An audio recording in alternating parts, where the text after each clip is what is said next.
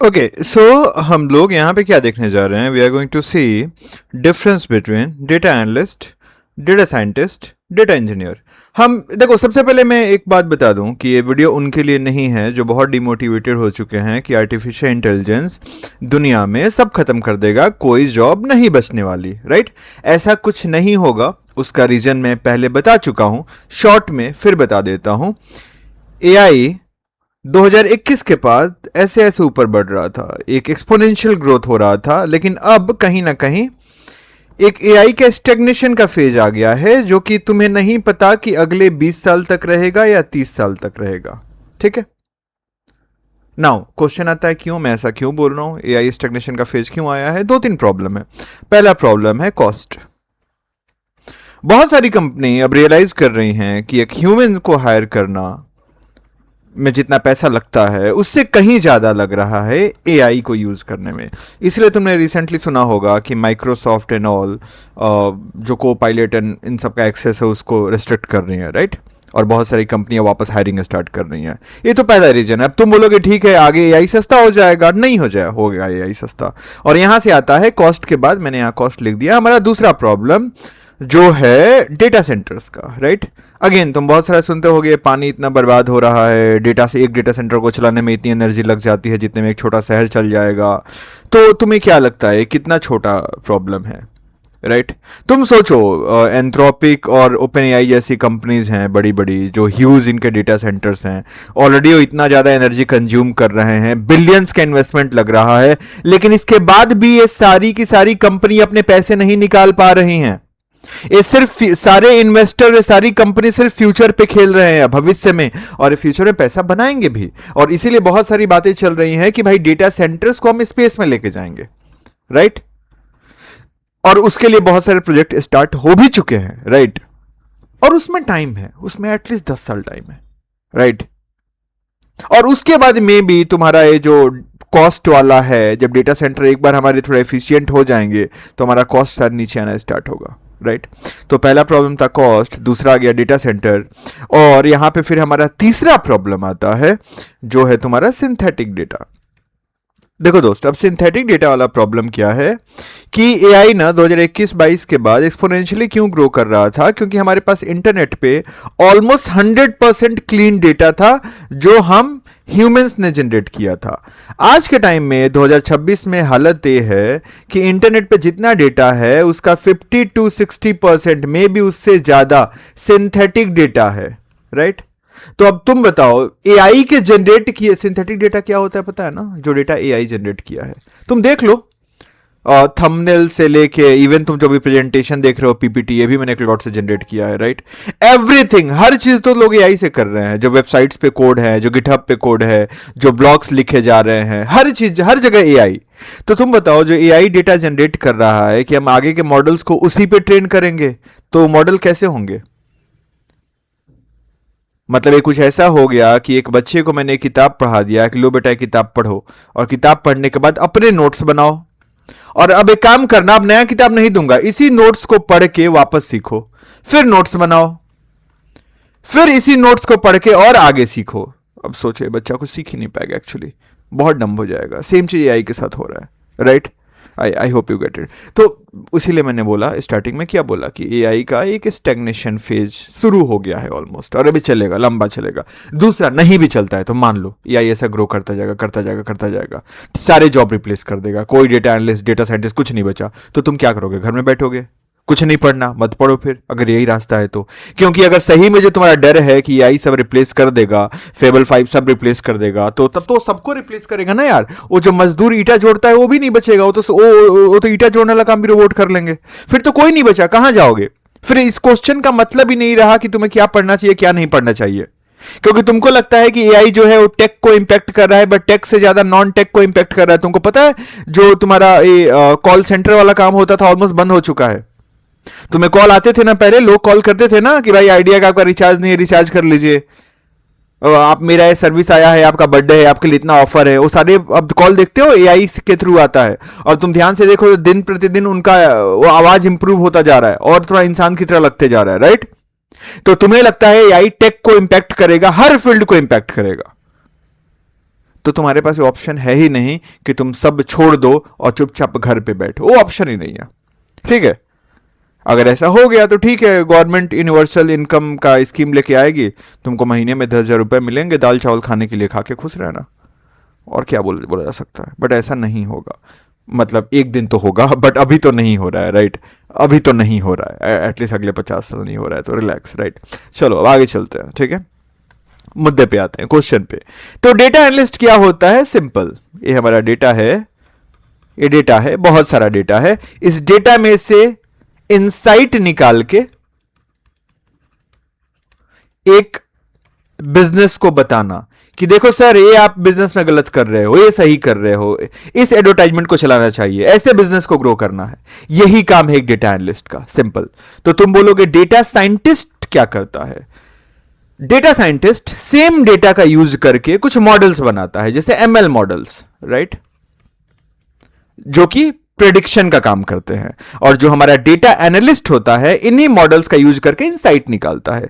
तो मतलब ऐसे समझो, ये हमारा डेटा है, ठीक है, इस डेटा से हमारा एक डेटा साइंटिस्ट क्या बनाता है? मॉडल्स बनाता है। अब डेटा साइंटिस्ट और भी बहुत काम करता है, मैं एक चीज लेके चल रहा हूं, ठीक है। और इस मॉडल्स का यूज करके हमारा डेटा एनालिस्ट, मतलब सिर्फ इस मॉडल का भी नहीं, और भी बहुत सारे टूल्स होते हैं, उनका यूज करके इनसाइट निकालता है बिजनेस को लेके। और एक किसको बताता है? बिजनेस को, जिससे बिजनेस का डिसीजन इन्फ्लुएंस होता है कि बिजनेस कहां सही कर रहा है, कहां गलत कर रहा है, कैसे ग्रो कर सकता है। तो अब तुम बोलोगे फिर ये डेटा इंजीनियर कौन है? भाई ये सब शुरू कहां से हुआ? ये पूरा का पूरा चेन देखो तो ये सब शुरू कहां से हुआ? ये सब शुरू हुआ यहां से, डेटा से, राइट। तो इस डेटा को कलेक्ट करना, इसको क्लीन करना, लगातार ये डेटा एक डेटा साइंटिस्ट के पास पहुंचता रहे, उसके लिए पूरा का पूरा पाइपलाइन बनाना, ये काम है डेटा इंजीनियर का। थोड़ा सा और डिटेल में इसको समझते हैं, अगले वाले स्लाइड में चलते हैं। तो यहां देखो, एक रेस्टोरेंट का मैंने एग्जांपल लिया है। सो रेस्टोरेंट में क्या होता है, ये तुम्हारा रेस्टोरेंट है, और मैं बहुत खराब डायग्राम बनाऊंगा, देख लेना। ये तुम्हारा किचन वाला एरिया है, ये तुम्हारा बिलिंग एरिया है, राइट। तो बिलिंग एरिया में एक पर्सन आया, ऑर्डर दिया, बिलिंग एरिया से ऑर्डर किचन में आया, राइट। अब किचन में ऑर्डर आया तो ऑर्डर प्रिपेयर होगा, फिर उस फूड को लेके कुछ मान लो यहां पे इधर मैं दीवार टाइप का बना दे रहा हूं, इधर ये लोग बैठे हुए हैं, ठीक है, जहां खाना सर्व होना है, ये लोग बैठे हुए हैं। तो अब किचन में खाना बनने के बाद कोई एक लेके जाएगा, यहां पे सर्व करेगा, राइट। तो ये तुम्हें दिख रहा है, शुरुआत यहां से हो रहा है, और ये पूरा का पूरा पाइपलाइन कि किचन में ऑर्डर रिसीव हो, खाना लोगों तक पहुंचे, राइट। ये पाइपलाइन मेंटेन करने का काम डेटा इंजीनियर का है, build the kitchen and supply chain. भाई डेटा साइंटिस्ट और डेटा एनालिस्ट दोनों काम तभी कर सकते हैं जब दोनों के पास क्या पहुंचे? डेटा पहुंचे, डेटा। और डेटा ऐसा नहीं है बस एक बार ट्रक से पहुंचा दिए, नहीं। अब फ्लिपकार्ट की वेबसाइट है तो उनका जो डेटा बेस होगा उसमें कंटिन्यूअसली हर मिनट हजारों डेटा की एंट्री हो रही है। तो ऐसा थोड़ी होगा कि एक डेटा इंजीनियर 2 दिन वेट करेगा, 2 दिन में जितना डेटा हो गया उसको फिर एक साथ सीधे हमारे डेटा साइंटिस्ट के पास पहुंचाएगा, नहीं। वो उसका काम एक ऐसा पाइपलाइन बिल्ड करना कि लगातार कंटिन्यूअसली डेटा का फ्लो होता रहे, डेटा क्लीन होता रहे, इसी को पाइपलाइन बोलते हैं। डेटा साइंटिस्ट क्या होता है? Invent new recipe. इसी किचन में, ये जो किचन है, यहां पे कुछ शेफ बैठे हुए हैं, ठीक है। ये क्या काम करते हैं कि जो ऑर्डर आ रहा है और जो कस्टमर खाना खा रहे हैं और जो कस्टमर से फीडबैक मिल रहा है, जो भी फीडबैक मिल रहा है कि कौन सा रेसिपी कैसा है, उसकी बेसिस पे उस डेटा को एनालाइज करके ये लोग क्या कर रहे हैं? नए नए रेसिपी तैयार कर रहे हैं, राइट। यही हमारे डेटा साइंटिस्ट हो गए, इनको यहां फूड साइंटिस्ट बोल दो।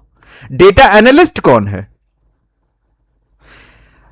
अब यहां पे ये जो नए नए रेसिपी बने हैं, राइट, उनको ले जाके इन कस्टमर्स को एक्सप्लेन करना, बताना कि सर ये देखिए ये रेसिपी है, इसका टेस्ट ऐसा है, इसको इस तरीके से खाना है, ऐसे खाएंगे तो ज्यादा अच्छा टेस्ट आएगा, राइट। तो plates and explain the dish. तो अगर मैं शॉर्ट में इसको बताऊं, अगर तुम्हें नहीं समझ में आया, तो डेटा इंजीनियर डेटा कलेक्ट करता है, और ये डेटा लगातार डेटा साइंटिस्ट के पास पहुंचता रहे, इसका पाइपलाइन बिल्ड करता है। डेटा साइंटिस्ट एमएल मॉडल बनाता है, ठीक है, जो मॉडल क्या करेगा, डेटा से प्रेडिक्शन निकाल के देगा। और डेटा एनालिस्ट इन मॉडल्स का यूज करके इनसाइट निकालता है और वो जाके बिजनेस ओनर को बताता है कि सर ये देखिए, अब जैसे एग्जांपल कि मान लो ये फ्लिपकार्ट का डेटा है, इस डेटा को निकाल के डेटा इंजीनियर ने डेटा साइंटिस्ट को दिया। डेटा साइंटिस्ट ने देखा बहुत डेटा है यार, एक मॉडल बनाते हैं। उसने मॉडल बनाया कि उस डेटा को 3 पार्ट में डिवाइड कर देगा, राइट। ध्यान से समझना, एग्जांपल बहुत अच्छा है, तुमको मजा आएगा, राइट। इन तीनों का डिफरेंस तुम्हें यहां पे क्लियर हो जाएगा। फिर से मैं एक बार करता हूं, ये तुम्हारा डेटा है यहाँ पे, आई नो मेरी थोड़ी राइटिंग खराब है, थोड़ा ध्यान देना। ये तुम्हारा डेटा है, एक डेटा इंजीनियर क्या करता है, एक पाइपलाइन बिल्ड किया जिससे डेटा किसके पास पहुंचता रहे, हमारे डेटा साइंटिस्ट के पास पहुंचता रहे। अब डेटा साइंटिस्ट इस डेटा का क्या करेगा, वो सिंपल मान लो उसने एक एमएल मॉडल बना दिया, और एमएल मॉडल का काम क्या है कि उस डेटा को 3 पार्ट में डिवाइड कर देगा। पहला कि कौन से कस्टमर हैं जो कि 1K से कम 1K या उससे कम खर्चा करना महीने में, कौन से कस्टमर हैं जो 5K मतलब 2K से 5K के बीच में खर्चा करना महीने में, और कौन से कस्टमर हैं जो महीने में 5K 5,000 से ऊपर खर्चा कर रहे हैं। 3 कैटेगरी में सारे कस्टमर को डिवाइड कर दिया। और अब ये मॉडल बन चुका है, डेटा साइंटिस्ट ने बनाया है। मॉडल क्या करता है, पूरे कस्टमर को 3 सेक्शन में डिवाइड कर देगा, कौन 1K खर्चा कर रहा है महीने में, कौन 2K से 5K के बीच में, और कौन 5K से ज्यादा। अब इसी मॉडल का यूज करके डेटा एनालिस्ट इनसाइट निकालेगा।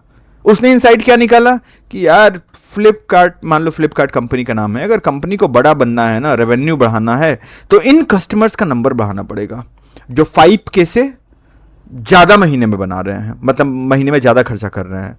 तो ये डेटा एनालिस्ट जाएगा बॉस के पास, यहां बॉस बैठा हुआ है, जाके बोलेगा सर ऐसा है ना कि 5K से ज्यादा खर्च करने वाले हमारे कंपनी में 500 लोग हैं, 1K तक खर्च करने वाले 2,000 लोग हैं, और 2K से 5K खर्च करने वाले लगभग 1,000 लोग हैं, लेकिन 5K से ऊपर खर्च करने वाले सिर्फ 500 हैं। अगर हमारी कंपनी को ग्रो करना है तो इनका नंबर बढ़ाना पड़ेगा, मतलब प्रीमियम कस्टमर्स को हमें अट्रैक्ट करना पड़ेगा, तभी कुछ हो पाएगा। ये डेटा एनालिस्ट ने जाके इनसाइट अपने बॉस को बताया, और साथ में बताएगा कैसे इस काम को कर सकते हैं। और यहीं पे साथ में तुम्हारा बैठा होगा मार्केटिंग एनालिस्ट। मार्केटिंग एनालिस्ट बताएगा, अब देखो मार्केटिंग एनालिस्ट भी वही डेटा एनालिस्ट में ही आ गया, ये बताएगा कि इसके लिए क्या एडवर्टाइजमेंट ला सकते हैं, अगला जो सेल्स हमारा आएगा तो उस समय क्या कर सकते हैं, कौन सा प्रोडक्ट यूज कर सकते हैं। तो इस तरीके से पूरा का पूरा बिजनेस मॉडल एक साथ काम करता है, ठीक है। तो I hope you get it कि what I am trying to say. थोड़ा सा अगर मैं टेक्निकल डेफिनेशन की तरफ जाऊं तो डेटा एनालिस्ट क्या होता है, pulls data with SQL, cleans it in Excel, Python, builds Power BI, Tableau, dashboard, right. नीचे शुरू करते हैं, डेटा इंजीनियर डेटा को लेके आता है, सिंपल, ये सारे टूल्स हैं।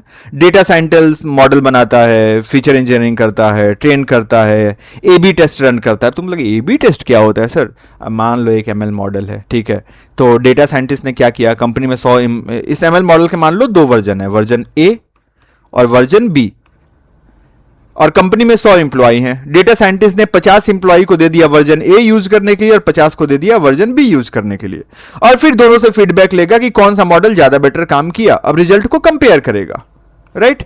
इसी को बोलते हैं एबी टेस्टिंग, जस्ट दैट, एक मॉडल के, एक प्रोडक्ट के 2 अलग अलग वर्जन को कंपेयर करना, ठीक है, अलग अलग ग्रुप में डिवाइड करके। तो I hope you get it. तो डेटा साइंटिस्ट ये काम करेगा, मॉडल बनाएगा, ट्रेन करेगा, और फिर डेटा एनालिस्ट उन मॉडल्स का यूज करके इनसाइट निकालेगा, राइट। तो आई होप इतना तुम्हें समझ में आ गया होगा। चलो आगे बढ़ते हैं। सो अब इसमें आगे देखो।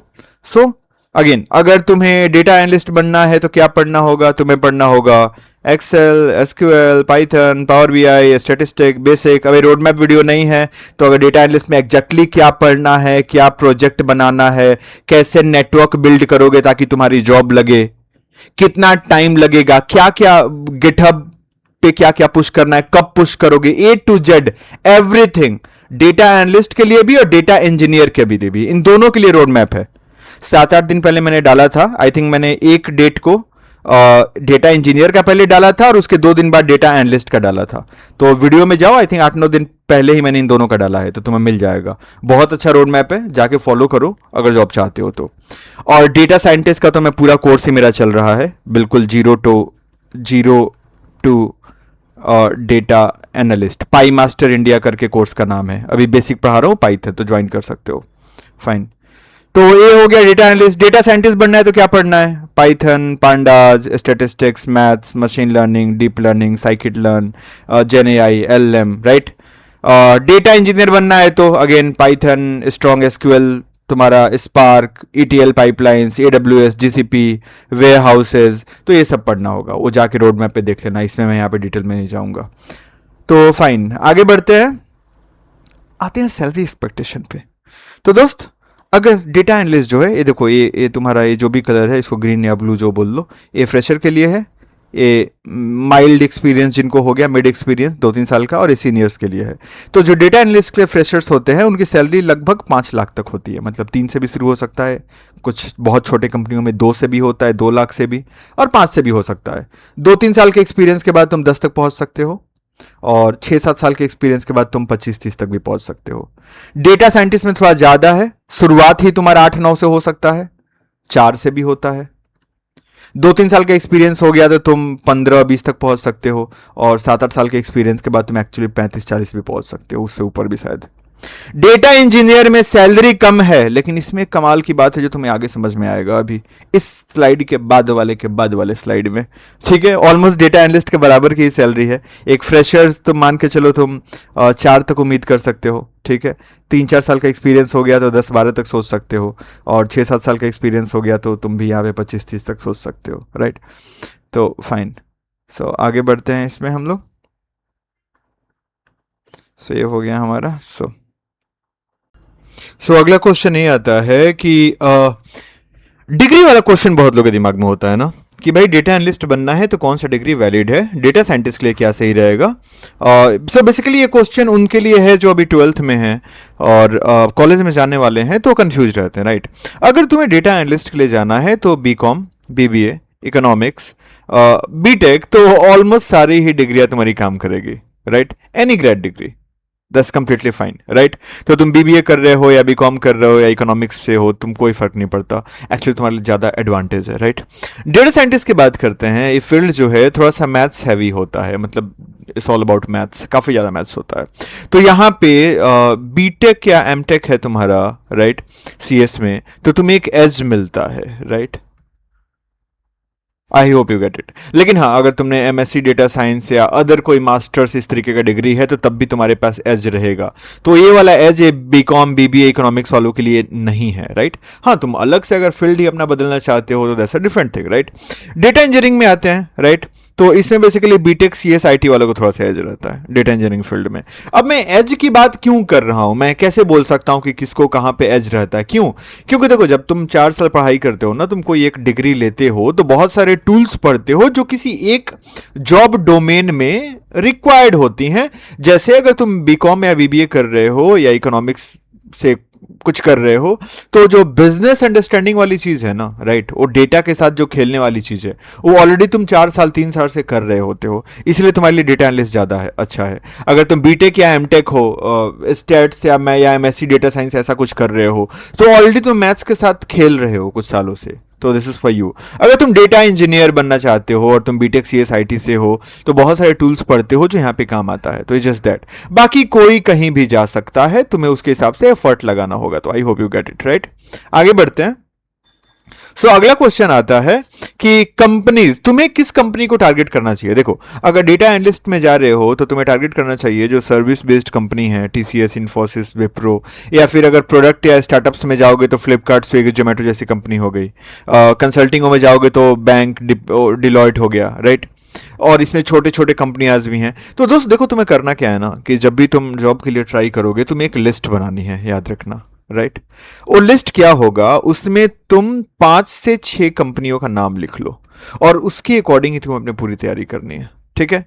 और ये 5-6 कंपनी में ध्यान रखना कि 2 बड़ी कंपनी हो, राइट, 2 मिड लेवल के कंपनी हो और एक छोटा स्टार्टअप हो, ठीक है। फाइन। सेम डेटा साइंटिस्ट की अगर बात करें तो of course Google, Microsoft, Amazon तो है ही, राइट।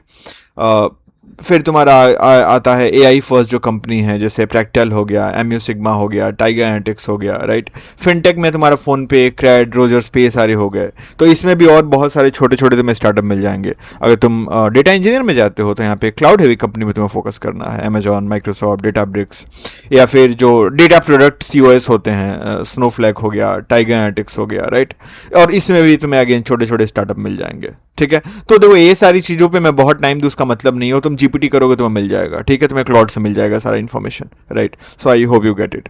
फिर आगे बढ़ते हैं, व्हाट नेक्स्ट हियर। सो या so let's move. Will AI replace this jobs? तो अब यहाँ पे इस चीज का ध्यान रखना ना दोस्त, कि जो डेटा एनालिस्ट है उसमें तो देखो ऑलरेडी बहुत सारे काम हमारे एआई टूल्स कर रहे हैं। तो ये मैं नहीं बोल सकता, यहाँ लिखा है ना most exposed but not dead.